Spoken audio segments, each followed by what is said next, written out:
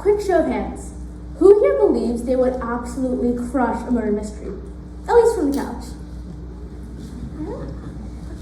Well, me too. My mom and I love feeling like genius detectives with better snacks. So when she was recovering from cancer, solving mysteries together became our way of feeling strong again. And somewhere between clues and commercial breaks, I fell in love with criminal justice and forensics. But here's the difference between TV and reality. Real life is complicated, messy, and human. And mistakes can cost people years of their lives. Think about the last race you saw for just a few seconds. Maybe the person who says, "You too," when the server says, "Enjoy your meal." Or the stranger who asks, "Is this seat taken?" And before you answer, is already sitting next to you? Could you describe them perfectly if someone's life depended on it? Because sometimes it does. Now picture a witness to a crime. They're terrified, stressed, and trying to remember a face they saw for maybe 30 seconds. Meanwhile, their brain is like, "I got this, maybe, kind of, I don't know, I blinked." And honestly, that witness could be any of us. The problem is that memory is not a mirror. It's fragile and notoriously unreliable. Here's a quick thought experiment. Imagine you're walking down a hallway and someone bumps into you and doesn't say sorry.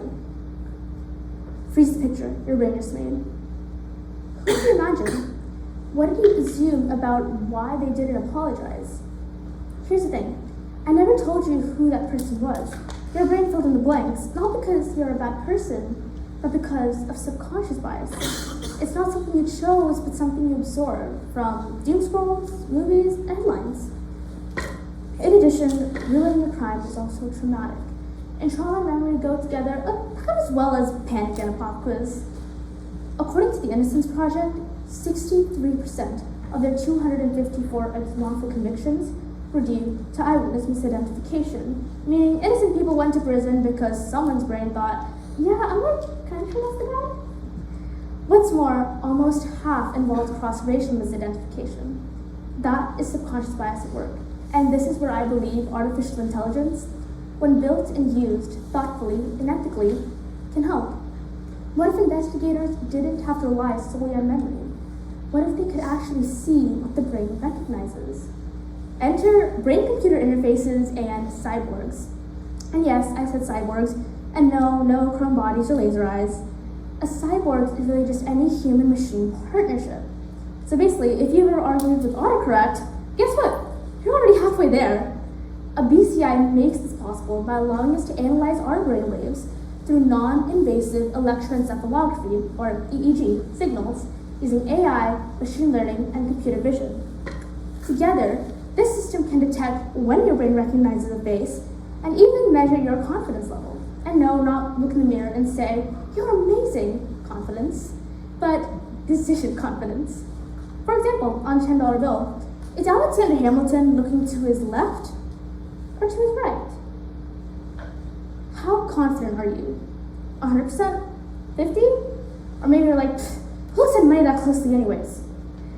Regardless, a BCI can actually estimate that confidence from 0 to, "I got this." In fact, research by professors Davide Valeriani and Riccardo Poli found that these cyborgs were actually 35% more accurate than humans or AI alone at recognizing faces. Now imagine this in criminal investigations. A witness views possible suspects while the BCI records their brain responses.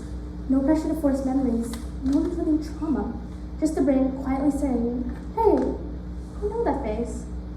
But of course, we need to address the giant AI elephant in the room. Modern technology sounds cool until scammers start calling saying, "Hey Jia, on December 21st, you were procrastinating your TEDx trip, dreaming about the beach. Enjoy this 8-hour free cruise pitch." Yeah, no thanks. So we need regulations. First, informed consent, which means the witness fully understands the process and agrees to it. Second, privacy. If we're accessing someone's thoughts, that data must be extremely well protected. Then there's bias.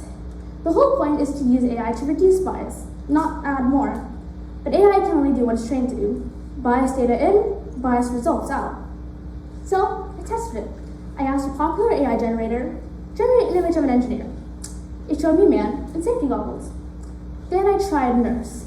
It showed me a woman in uniform straight out of the 1950s. I pushed further. Man working, construction gear, and hammer.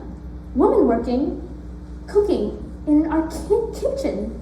I asked the AI why, and its verbatim reply was, no specific intent, just default bias. That was the scariest sentence I've ever read. The bias is not loud or obvious, it just quietly shapes every smart answer we get. So, the systems must be calibrated for each witness, using familiar and unfamiliar faces, so that recognition is based purely on neural response, rather than race, age, or gender. Look, I get it.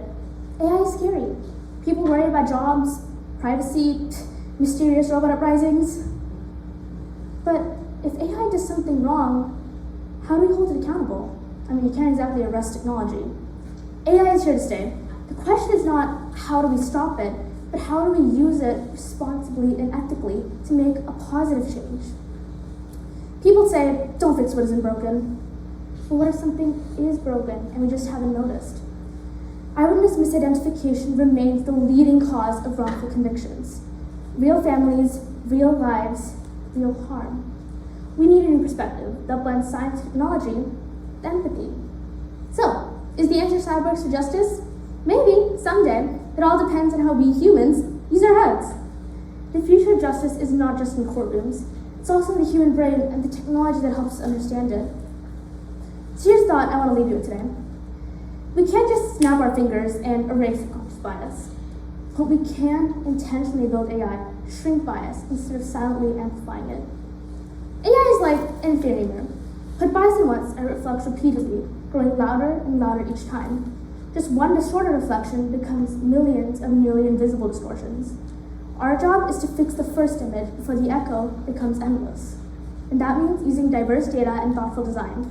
Technology doesn't decide how it's built, people do, and that includes you, the students, teachers, builders, and leaders, the humans who will shape what comes next. Challenge results instead of assuming they're neutral. Support ethical companies and leaders who value fairness. Call out bias when you see it, even when it's subtle. And if you build technology, choose equity as a design requirement, not an optional upgrade. The goal is not to fear AI, it's to guide it. And if AI reflects the world we feed, then we need to feed it a world that is fair and accurate. Look, I'm just 13. I can't vote yet or be on jury, but I can ask questions. I can design and demand better. And if I can do that, so can you. The choice to make a difference is ours because we, the youth, are the future. And the future is today. Oh, and by the way, before I forget, Alexander Hamilton is the only face on US currency looking to his right, in case that's going to keep you up at night. Thank you.